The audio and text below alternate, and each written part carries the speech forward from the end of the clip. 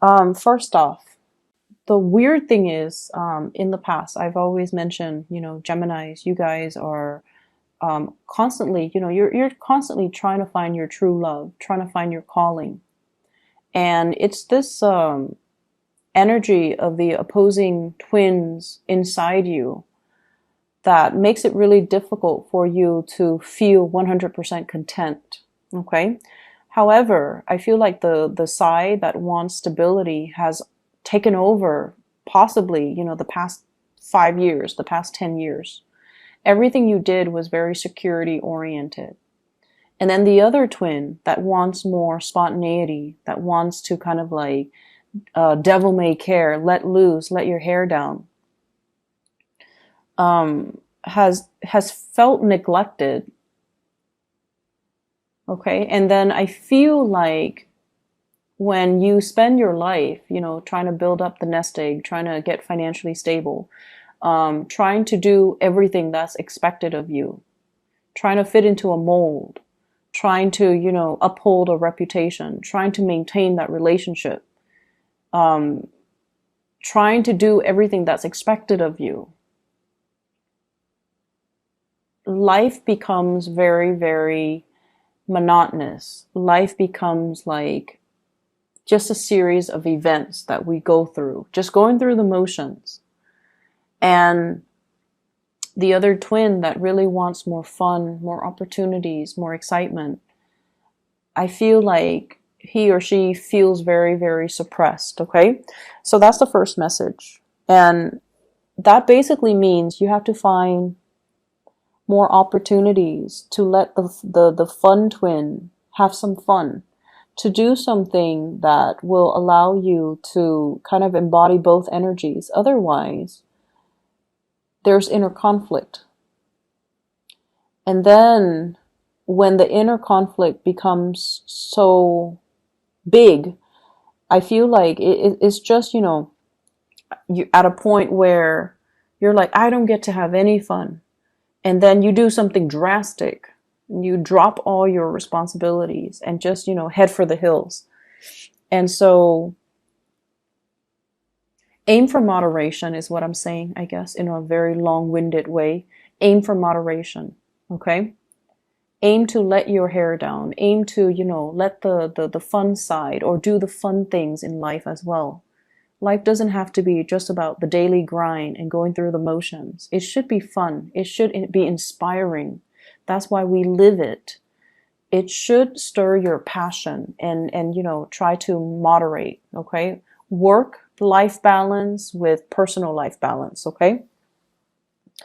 There is another message. Oh, wow. I'm not able to retain information. There is another message here. And what I feel is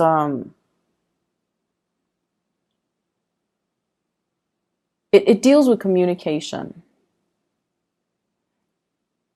And I feel like, okay, it's coming back out.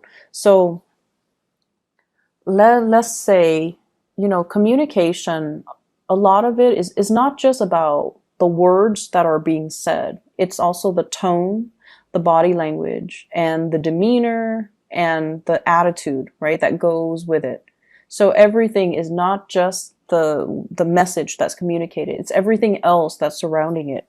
So for example, if you're on, if you're texting somebody and you're asking them something and it's somebody that you might not know really well, it's not somebody that, can read you like a book. You want to provide a little bit more context, okay? So for example, if you text somebody, what did you do today? They could be like, hey, they're concerned about me, or they're curious, or they can get defensive, they can get paranoid, like, are they checking up on me, or do they not believe that I was out today? So providing a little bit of context, hey, I was just wondering what you did today. I missed you. Or, I thought you might have gone to see that movie. If not, let's go to the movies together. Providing a little bit of context when you communicate. And then in person, because people can read your demeanor and your attitude. And honestly, Geminis, everything shows up on your face. So I feel like if you're displeased with somebody, you know, it's going to show up on your face. And you might ask them, why did you do that? And then the displeasure shows up on your face. So aiming to be a little bit more aware of the energy you project. Okay, that's going to go a long way. Aiming to be very careful with our tone so that we can get a more neutral message across. That's going to be important as well. Okay, so those are the two messages, and I feel like it's coming in for this week. So they might be things that you need to kind of like, you know, be mindful of. First of all, let me talk to you about how your partner sees you. I have here the Five of Wands. This is a card about conflict, competition. In a way, it could be like an energy that is a little bit too in our face. Like these people are either in conflict or talking, but they're a little bit too close. So it's almost like, you know, in your face, bold and brash and possibly quite aggressive. So your partner sees you this way. Which is weird because Geminis are not, you know, usually aggressive, but something is triggering feelings in you, passion and feelings and emotions.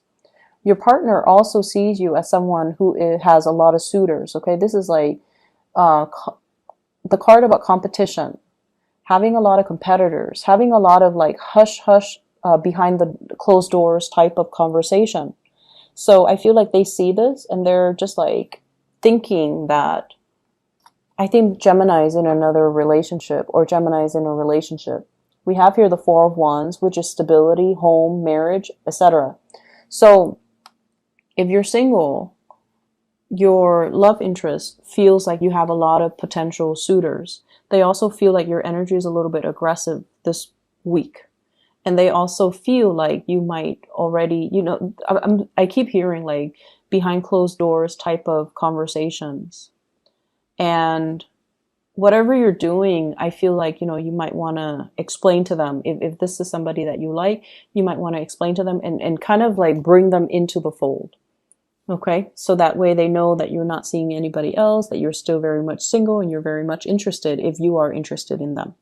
So they feel like you have a lot of, they have a lot of competitions, and they also feel like your energy is just a little bit aggressive, which might not be a bad thing, you know, to go after the things that you want or the people that you want.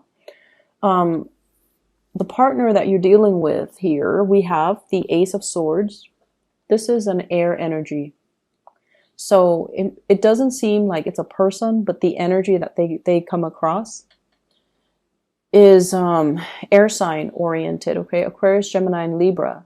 They're very, very communicative. But there is a very delicate balance between them.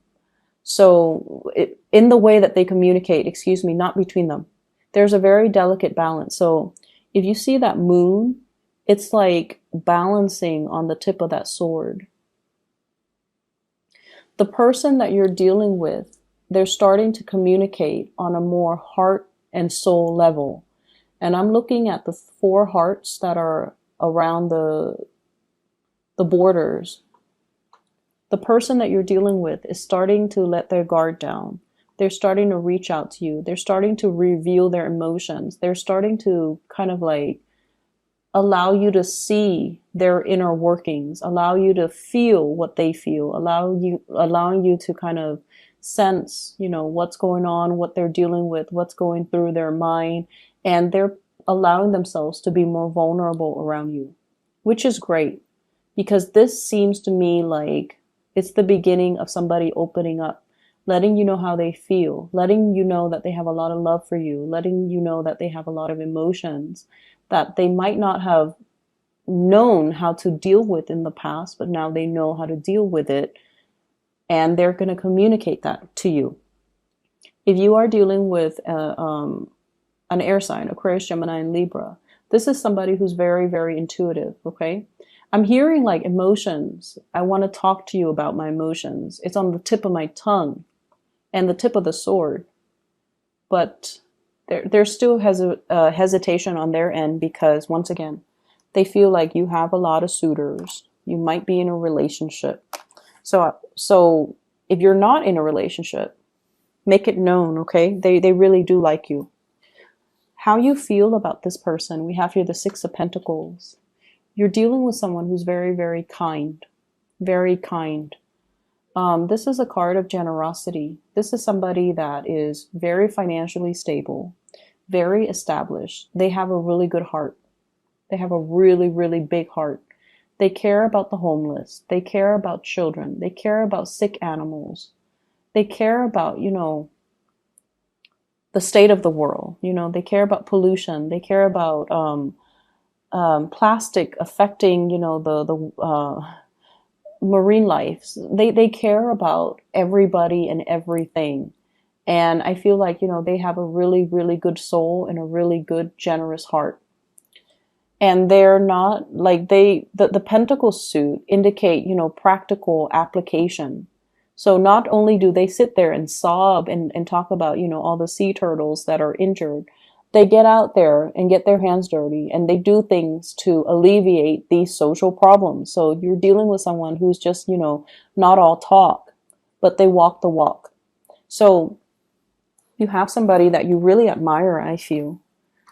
You like their generosity. They're almost like too good to be true. And I feel like they don't just talk about things. They walk the walk and they get out there and they get their hands dirty and they get things done. And so this is a really good person here. So what's going to happen between the two of you? You're going to rush towards this person. Okay. This Chariot card is about moving straight ahead. It's about narrowing your options. We go from a Five of Wands, competitors, competition, to the Four of Wands, where you finally decide, like, this is who I'm going for. This is who I want to be with. This is who I want to build a life with. Never mind all of these other options. And I feel like you're going to be charging full speed ahead towards this person. They're really, really, they're just amazing. They're in a very amazing soul. And I feel like they really stir some deep, caring feelings towards you or within you.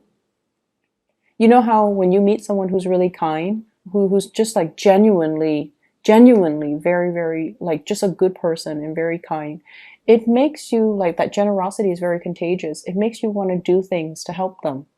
It makes you want to do things to take care of them. It makes you want to, just like hold them in your arms and just cradle them. So I feel like this is the person that triggers these strange feelings that might not have been there, because all the people you've dealt with in your past, they were self-serving. This is the person who's very generous, and the generosity is very contagious. So I see you rushing forward, moving towards this person, which is great because there's definitely communication and breakthroughs, and they're waiting for you. They're waiting for you. In other areas of your life, what I have here is I have a relationship. Some of you might be in a marriage situation and you're thinking about jumping ship, okay? Scanning the horizon, scoping out to see new territories. What else is out there? Because something has proven to be a very, very big burden. Okay, this relationship is very heavy, is burdensome here with the Ten of Wands. I've been hanging on to it because of what that's what's expected of me. Because of the security, because of the children, because I don't want to divide up my assets. I don't want to lose money. I don't want to rock the boat. But something in your life has proven to be a little bit burdensome. For some of you, this is work where more and more and more responsibilities are dumped upon you. And we have here the Four of Coins. You stay in it because of the financial stability. You stay in it. So once again, that other side of the twin, the one that roughs it out, the one that sticks around, the one that is very dependable. You do it because it's expected of you. You do it because, it's a gradual process, right? Like we get promoted and then we get more responsibilities. Then we get promoted and then we get responsibilities. So it gets to the point where you're starting to see it for what it is. And you're like, wait a minute, the responsibilities keep mounting. So yes, I'm getting paid more, but the responsibilities keep mounting. Is that, where is my quality of life? You know, is this the smart thing for me to keep doing? Keep getting promoted, but then keep losing out my free time. So I feel like you're reassessing some things. And I feel like it's in a work situation as well, where you're scanning the horizon. Somebody might be telling you, you know, about job opportunities. We have here the Ace of Swords, communication, about new opportunities that are available for you. So they're scanning the horizon. You're scanning the horizon. And this is internet-based type of research, okay, with the Hermit card. Looking around, looking for opportunities. And we have here the Tower. So this is sort of like realizing the truth, looking at a situation and trying to figure out, you know, I need to leave where I'm at because it's not entirely making me happy. It's not stable anymore. I feel like there are a lot of things coming into the picture for this week. A lot of responsibilities that are handed out to you. And I also feel like you're very status quo oriented for this week. But I feel like towards the end of the week, there will be opportunities that you know you have to go for, and go for it. Okay. I'm going to pull out another card here because the Tower did come out. So let me just see. What is this in relations to? Expansion, new opportunities. So I feel it's almost like, you know, sometimes we tell ourselves where I'm at is okay. And these are just things that we tell ourselves to rationalize the reality of what we're dealing with, to make sense of it. It's not the ideal situation. And I feel like this might be the week where it's an awakening. You have new opportunities coming into the picture here with the world, and you have to grab them because it doesn't come around often.